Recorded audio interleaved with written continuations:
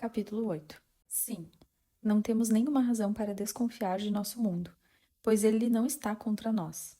Se você tem horrores, eles são nossos horrores. Se você tem abismos, esses abismos pertencem a nós. E se há perigos, devemos tentar amá-los. Hilke. Você está ouvindo o canal Paula com Alma. Siga também no Instagram. Finalmente, tudo poderia ser reduzido a uma palavra. A uma sílaba simples e elementar. Sim. A grande afirmativa da existência. Como venho dizendo, entoar sim ou não diante das bifurcações e das grandes questões cruciais da vida é decisivo para o nosso estado de bem-estar e força. O fundamental, o pano de fundo final e conclusivo do trabalho terapêutico de desenvolvimento é, portanto, esse assentimento. Não me refiro tanto a um sim comportamental, como seria, por exemplo, sim, me caso com você, ou, um pouco mais prosaico, sim, vou fazer uma paella, ou ao sim ou ao não, com os quais estabelecemos limites ou fazemos escolhas. Estou falando de um sim existencial, em um sentido existencial ou espiritual. O não significa oposição e sofrimento. O sim é assentimento, grandeza, desenvolvimento e libertação. O trabalho de saúde e consciência consiste basicamente em gerar movimentos expansivos do coração para estender-se com um sim existencial ou atitudinal em direção ao que estamos rejeitando e ao que resistimos. Portanto, acolhemos em nós o que antes tínhamos afastado ou extirpado de nosso seio com um movimento de retração. Um movimento de retração geralmente é uma defesa contra a dor e diz ao outro, ao que é externo a nós, ou mesmo a aspectos internos, o seguinte: você não sou eu, você não é parte de mim, eu te rejeito, eu não te amo. Ao contrário, um movimento expansivo diz àquele que não se parece com o eu, aos aspectos internos que estão nas sombras desprezadas, aqueles que são o outro ou a alteridade. Você também sou eu, tudo sou eu, tudo é, tudo sob o mesmo amor. Ainda poderia ir mais longe e dizer que o que muitas terapias fazem no final é exatamente isso: gerar movimentos expansivos do coração em direção a tudo aquilo que nos leva a movimentos de retração, o que também inclui a nós mesmos.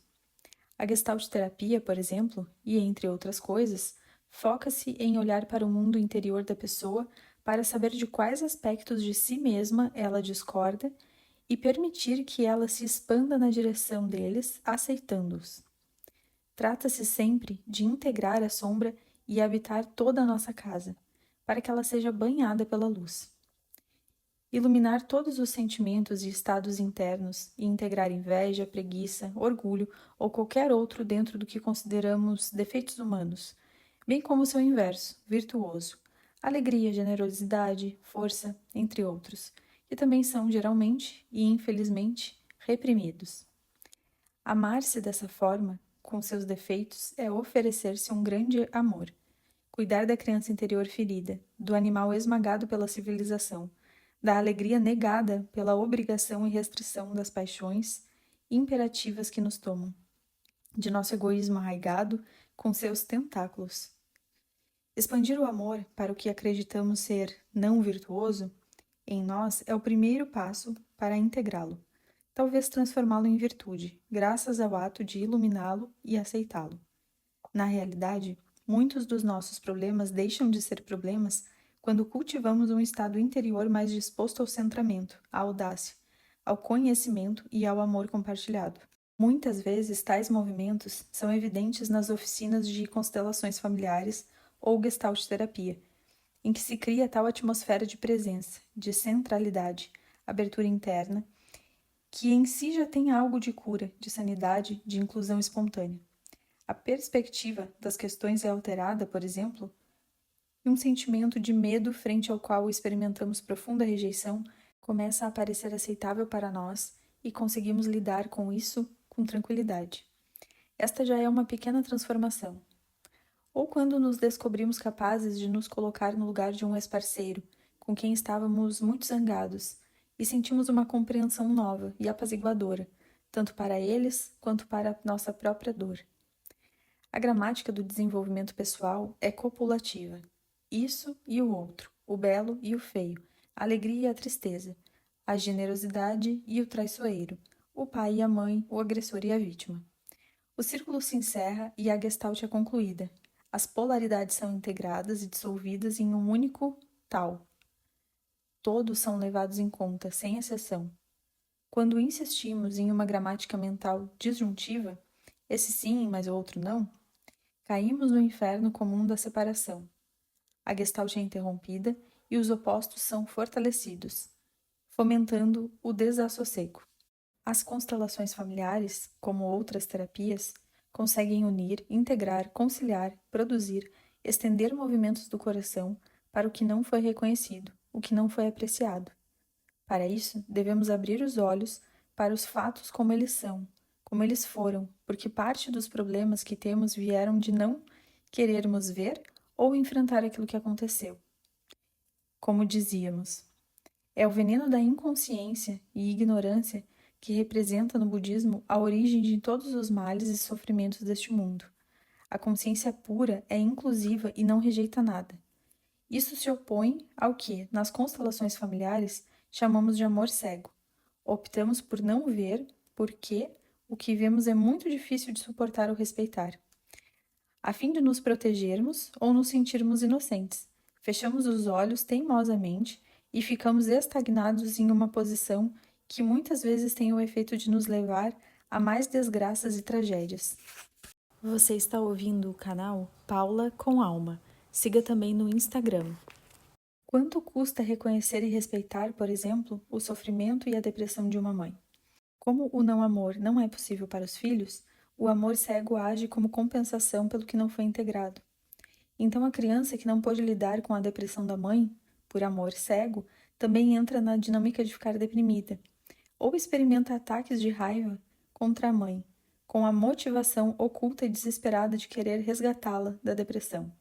Ou a morte do pai não está integrada e um destino de uma pessoa boa é absolutamente eficaz, se desenvolve, como se pedisse clemência pelo fato de continuar vivendo, o que vem da culpa interior por ir além do que era possível para o pai. Outra versão de amor cego vem da dor sofrida na infância como resultado de abandonos, falta de atenção, maus tratos, abuso, etc., que nos empurram ao recuo e à dissociação ou nos trancam em uma cripta de silêncio e esquecimento. Mas, ao não olhar e não integrar essas dores, limitantes originadas do contato com as emoções, perpetuamos seu poder em nossa realidade. Certamente isso não é fácil de gerenciar, e algumas experiências da infância são muito devastadoras, prejudicando em tal medida nosso potencial de criar vínculos que acabam exigindo o acompanhamento de um terapeuta especializado e capaz de criar vínculos seguros. Acredito que haveria um tipo de premissa ou ordem existencial que rogaria: tudo que foi e é tem o direito de ser da maneira exata que foi e merece ser amado, e merece ser olhado, e merece ser integrado. Esse é o amor iluminado, ao contrário do amor cego que falava. É o amor que pode olhar para a realidade. Porque quando a tristeza chega, não a recebemos como uma convidada e a acolhemos dentro de nós?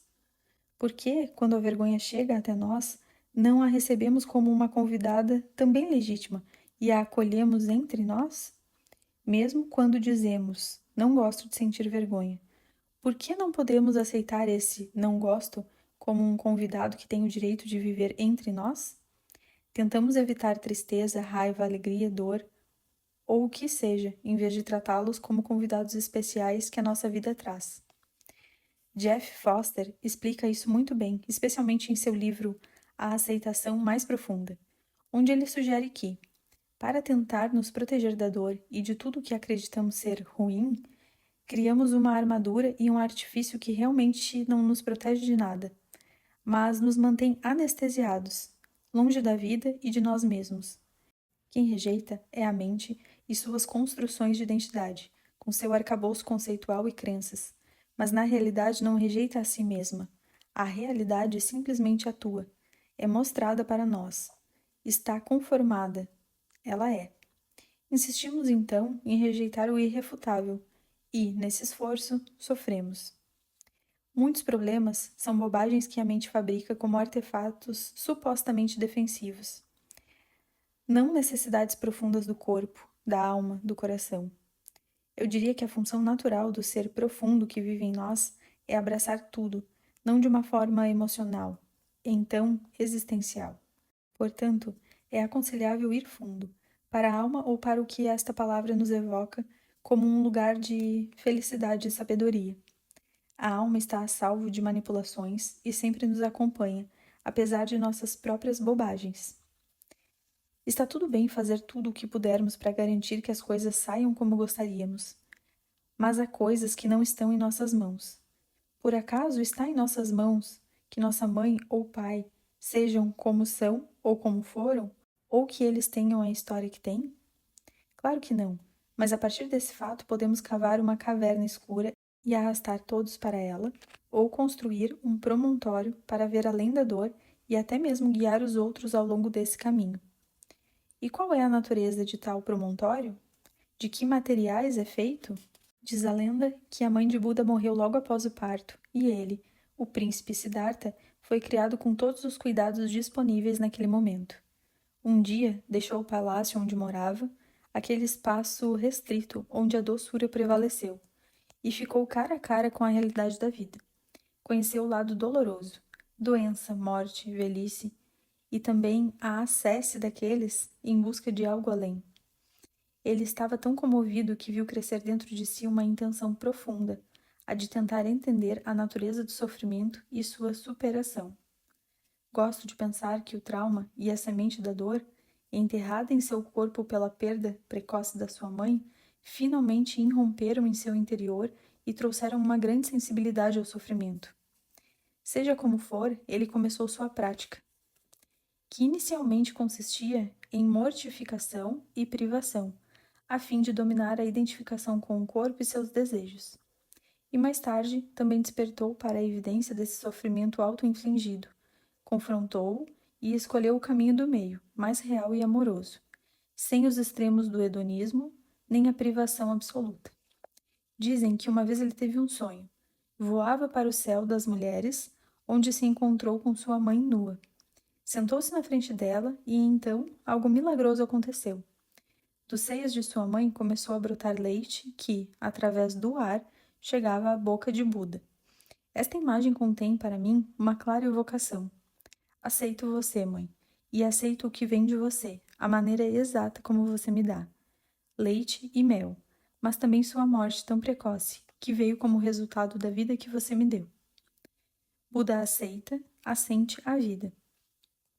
Podemos imaginar que simbolicamente diz: estou de acordo que tenha acontecido assim. Muitas pessoas que perdem a mãe como resultado do parto ou logo depois estão imersas em uma dinâmica completamente diferente, de amor cego, o que implica uma certa fatalidade, porque internamente sentem: pelo alto preço de sua morte, mãe, minha vida não é tão valiosa. Por esse preço, eu não posso vivê-la com tanta força e alegria. Como uma mãe receberia essa mensagem? Provavelmente se sentiria muito mal, muito triste. Sentiria que não valeu a pena. Com esse posicionamento, de aparente fidelidade, na realidade todos saem perdendo. A vida se estanca. E não podemos mais superar a dor, pois o promontório do qual vemos a terra fértil, para além do sofrimento, é feito precisamente por essa dor integrada e aceita. Gosto de imaginar que, depois de receber o leite materno, Buda compartilha com sua amada mãe o mais crucial de sua vida. Por exemplo, que tem filhos, que são os netos de sua mãe, e que pede a ela o seu bom olhar e a sua bênção espiritual para eles. Ele também conta que, impressionado com a visão da dor humana, deixou sua esposa e abandonou seus filhos, repetindo de certa forma o abandono sofrido em carne e osso com a morte de sua mãe, e aspirando à sabedoria e ao bálsamo existencial, embarcou em sua busca. Então se refere às suas descobertas, formuladas como as 4 nobres verdades, a fundação do budismo e seus ensinamentos. A primeira é: toda a existência é sofrimento. Ou seja, o sofrimento é inevitável. A palavra que ele usa para o sofrimento é dukkha, também traduzível como insatisfação, sede, saudade existencial. Todos vivemos momentos de dor, velhice, doença, morte, perdas, viver com o indesejável, não conseguir o que queremos. A dor sempre estará presente, nada é felicidade completa, nem mesmo viver com aqueles que amamos. A segunda nobre verdade é que o sofrimento tem uma origem, basicamente consiste em identificação com o desejo ou com rejeição ou medo, que juntamente com a ignorância compõem os três venenos. O que nos leva a buscar uma identidade como sujeitos de anseios e fobias, para que ignoremos nossa verdadeira natureza búdica. A terceira nobre verdade é que o sofrimento pode ser transcendido. A quarta e última é que há um caminho que leva à cessação do sofrimento, isso é, ao despertar, ao nirvana, que ele chama de o caminho dos 8 passos, ou o nobre caminho óctuplo. Esse caminho, que inclui o entendimento completo e correto, pensamento, linguagem, ação, modo de vida, esforço, concentração e, acima de tudo, atenção plena, que enfatizo especialmente porque parece ser um dos caminhos reais não normativos, e que leva à prática meditativa estendida nas diferentes linhas do budismo e em algumas abordagens terapêuticas. Atenção, atenção e mais atenção. Em outras palavras, a causa do sofrimento está no apego ou rejeição a algo, em querer algo que seja diferente do que é. Estar longe do que queremos é sofrimento, estar perto do que rejeitamos é sofrimento. O budismo sugere que o sofrimento pode ser superado se, além da ignorância, descobrimos um princípio de existência pessoal ou tornarmos nossas identidades ou egos, que seriam um traje em que embrulhamos o nosso dukkha, como vestimentas funcionais e não essenciais.